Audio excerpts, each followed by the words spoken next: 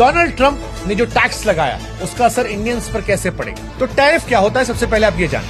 Tariff दरअसल एक तरह का सीमा शुल्क या टैक्स है जो कोई देश विदेशी सामान पर लगाता है। लेकिन सवाल यह है कि जो 25% टैरिफ लगाया गया इसकी मार्क किन किन सेक्टर में पड़ने वाली है भारत की, तो आपको बताते हैं। सबसे ज्यादा असर जो पड़ेगा वो टेक्सटाइल सेक्टर में पड़ेगा। दूसरा, भारत के फार्मा सेक्टर पर असर पड़ेगा।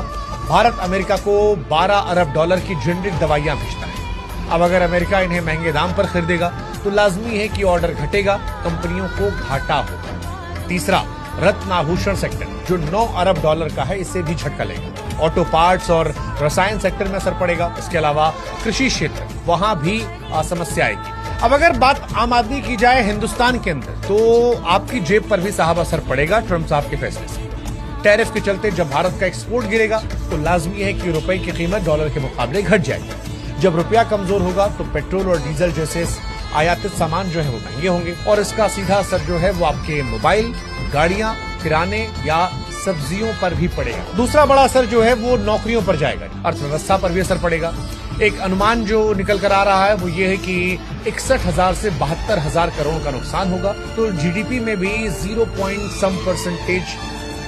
5-6-7% लगभग $30 अरब की गिरावट जो है दर्ज की जा सकती है।